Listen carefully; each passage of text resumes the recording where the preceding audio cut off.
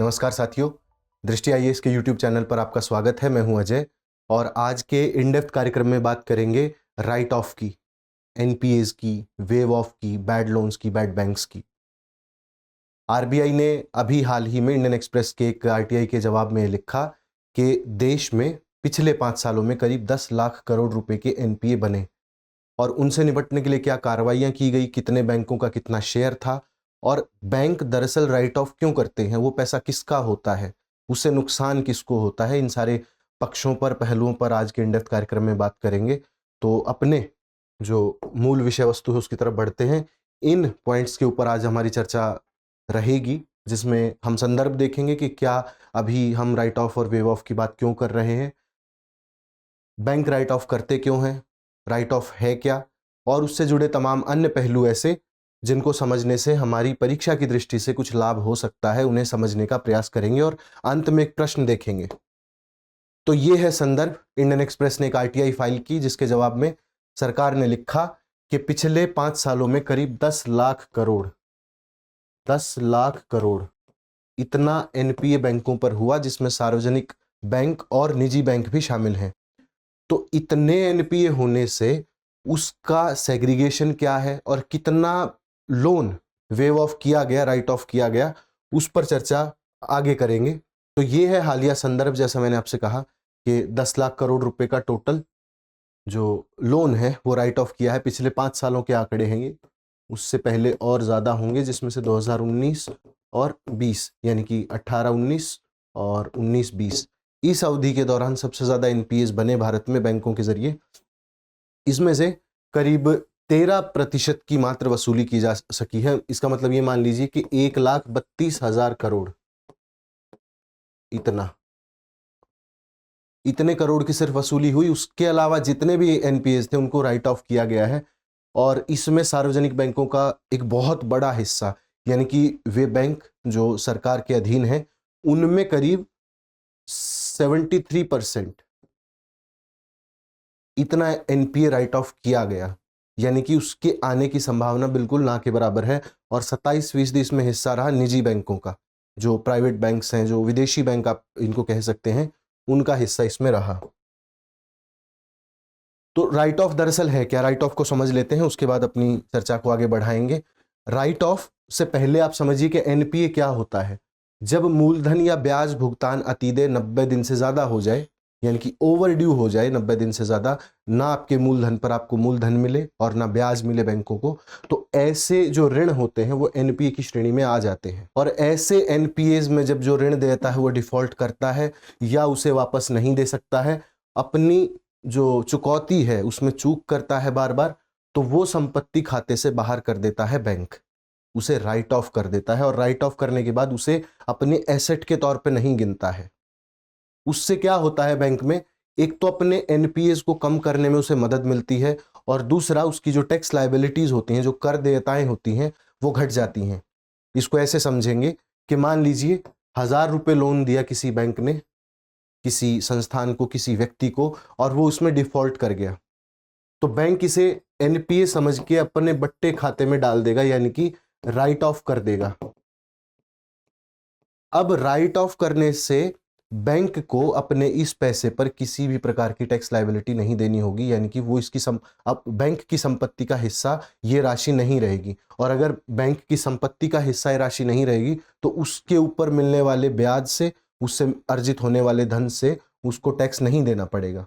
ये फायदे होते हैं बैंक्स को।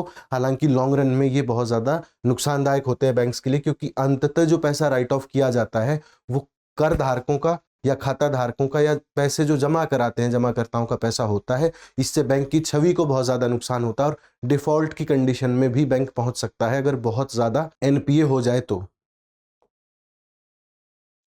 बैंक राइट ऑफ दरअसल करते क्यों हैं? ऐसा ऋण जिसकी आने की संभावनाएं बहुत कम है तो उसे राइट ऑफ कर दिया जाता है। लेकिन ऐसा क्यों किया जाता है? पहला तो इसे संपत्ति पक्ष से बाहर रखा जाता है, यानी कि इसे एक एसेट नहीं समझा जाएगा। इससे जो मैंने आपको पहले कहा कि 2 फायदे होंगे, एक तो बैंक की टैक्स लायबिलिटी घटेगी और दूसरा उसे अपने संपत्ति पक्ष से वो बाहर रख पाएगा, और तीसरा उसके डिफॉल्ट करने की संभावनाएं कम हो जाएंगी। उसकी छवि के लिए बहुत अच्छा होगा अगर किसी बैंक का एनपीए कम है तो। और ऐसा नहीं है कि अगर मान लीजिए किसी बैंक ने किसी एनपीए को राइट ऑफ कर दिया तो उसकी वसूली के प्रयास फिर भी जारी रहेंगे। इसकी आगे चर्चा करेंगे कि सरकार इसमें क्या कर रही है और सरकार ने कैसे बैड बैंक की अवधारणा के जरिए बैंक्स को फायदा पहुंचाने का प्रयास किया है। इस साल के बजट भाषण में भी निर्मला सीतारमण जी ने इसका जिक्र किया था। तो उस राशि के वसूली के प्रयास जारी रहते हैं, बस वो अपने लेजर से, अपने खाते बही से उसको बाहर कर देते हैं और उसे नुकसान के रूप में रिपोर्ट करते हैं कि हमने लोन दिए और हमें इतने का नुकसान हो गया, तो वो एनपीए राइट ऑफ हो जाते हैं। उसके बाद भी जारी रहते हैं कि कैसे उसको वापस लिया जा सकता है जो देनदार है उससे, और लास्ट में अपने बट्टे खाते में जो वसूली की संभावना है वो ना के बराबर वो लोग दिखाते हैं। लेकिन इससे एक गंभीर प्रश्न खड़ा हो जाता है और वो प्रश्न ये है कि जो समपार्श्विक बैंक्स रखते हैं, यानी कि कोलेटरल जो अपने पास रखते हैं, मान लीजिए आप लोन लेने जाते हैं, तो अगर आप होम लोन लेते हैं या अन्य एक प्रकार के जो लोन्स होते हैं उसमें से जो आप कोई भी लेते हैं, तो उसके आधार पर आपसे कोलेटरल रखवाया जाता है बैंक में कि अगर आप इतना ऋण हमें वापस नहीं करेंगे ब्याज के साथ तो हम आपकी कोई संपत्ति गिरवी रख लेंगे और फिर उसको ऑक्शन कर देंगे। तो इस प्रकार के जो प्रावधान बड़े संस्थानों के साथ, बड़े व्यक्तियों के साथ या ऐसे उद्यमियों के साथ बैंक जो संपार्श्विक रखवाता है, उसके ऊपर अपने आप में एक प्रश्न चिन्ह लगता है कि क्या वाकई उनकी वैल्यू इतनी होती है जितना बैंक का लोन इन्होंने लिया होता है। अभी इसमें अलग अलग जो सेग्रीगेशन है ये आपके लिए आंकड़े हैं, आप इनको कोट कर सकते हैं अपने किसी आंसर में, तो वो और ज़्यादा बेहतरी के साथ निखर कर आपके आंसर आएंगे। तो इसमें निजी और सार्वजनिक बैंकों का हिस्सा देख लेते हैं। जैसा मैंने आपको कहा 10 लाख करोड़ टोटल वैल्यू थी जो एनपीएस हैं पिछले 5 साल में, उसमें से जो निजी बैंक है उनका 2.74 लाख करोड़ इतना पैसा था, यानी कि कुल 27% हुआ जो टोटल ऋण है उसका, और राइट ऑफ भी इतना ही किया गया। 2018 और 19 में आंकड़े जो थे वो सबसे ज्यादा थे, यानी कि एनपीए 2018 और 19 में, और 19 और 20 इन फाइनेंशियल ईयर्स में सबसे ज्यादा बना। पहले साल में 53,000 करोड़ और दूसरे में 58,000 करोड़ से कुछ ज्यादा। इसमें आईसीआईसीआई बैंक और एक्सिस बैंक का हिस्सा सबसे ज्यादा रहा, 50,000 करोड़ के आसपास इन्होंने एग्जैक्ट अगर आप चाहें तो 50,514 करोड़ आईसीआई बैंक का और 49,715 करोड़ एक्सिस बैंक का। एचडीएफसी इसके बाद आता है। लेकिन ये जो पैसा, जैसा मैंने आपको कहा कि जो वेव ऑफ या राइट ऑफ होता है वो जमाकर्ताओं का ही पैसा होता है। अल्टीमेटली जो राइट ऑफ लोन होता है वो जमाकर्ताओं से ही लिया जाता है। सार्वजनिक बैंकों की अगर स्थिति देखें तो करीब 7,34,000 करोड़ इतना पैसा, इतना रुपया जो 73% होता है पिछले 5 सालों के टोटल राइट ऑफ का, वो सार्वजनिक बैंकों का था, यानी कि स्टेट ओन्ड जो बैंक्स हैं उनका था, जिसमें से स्टेट बैंक ऑफ इंडिया का 2 लाख करोड़ से भी ज्यादा पैसा राइट ऑफ उसने किया और पंजाब नेशनल बैंक ने 67,000 करोड़ इतना पैसा राइट ऑफ किया है। उसके बाद बैंक ऑफ बड़ौदा है। आप कैटेगरी के लिए अगर 3 नाम देना चाहें अपने आंसर्स में तो इसको लिख सकते हैं कि प्राइवेट बैंक्स और जो सार्वजनिक बैंक हैं उसमें कितना अंतर है, यानी कि जो स्ट्रेस एसेट्स हैं, जो बैड लोन्स हैं या जिनको कहें एनपीएज हैं, वो सबसे ज़्यादा राइट ऑफ सार्वजनिक बैंकों में होते हैं। इसका मतलब कि वहाँ कुछ ऐसी परेशानियां हैं जिन पर ध्यान देने की आवश्यकता है बजाय के प्राइवेट बैंक्स के। अब इससे संबंधित कुछ आयाम है, जैसे मैंने आपको कहा कि राइट ऑफ और वेव ऑफ ये 2 अलग अलग टर्म्स हैं, इनमें भी अंतर है। राइट ऑफ और वेव ऑफ ये इसी से संबंधित, राइट ऑफ से संबंधित ही कुछ आयाम है जिनको समझेंगे। जैसा मैंने आपको बैड बैंक्स की अवधारणा बताई उस पर भी इसी सेक्शन में बात करेंगे। तो दोनों जो एसेट्स हैं आप इनको ऐसा समझिए कि दोनों ही जो ऋण हैं वो बैड लोन में आते हैं, यानी कि जिनको वापस नहीं लिया जा सकता है। लेकिन इनमें अंतर है। जहां हम बोलेंगे राइट ऑफ यानी कि अपने बही खातों से निकाल देना और उस लोन को दोबारा वापस पाने के प्रयास जारी रखना विभिन्न विभिन्न प्रकार से। लेकिन जब आप वेव ऑफ करते हैं, वेव ऑफ का मतलब हुआ हिंदी में कर्ज माफी। तो जब सरकार, जैसे किसानों की कर्ज माफी बहुत बार होती है या अन्य सेक्शंस में जब कर्ज माफियां होती हैं, तो सरकार या बैंक दोबारा कोशिश नहीं करते कि उस ऋण को हम वापस लें, वो बिल्कुल माफ हो जाता है, अपने बही खातों से बिल्कुल निकाल देते हैं उसको। लेकिन जहां हम कहेंगे राइट ऑफ, तो राइट ऑफ सिर्फ खातों से निकाला जाता है अपनी टैक्स लाइबिलिटीज़ को मेनली कम करने के लिए, लेकिन उसको दोबारा पाने के प्रयास जारी रहते हैं। अभी सरकार ने इसके लिए बैड बैंक की अवधारणा बनाई, जिस पर आगे बात करेंगे।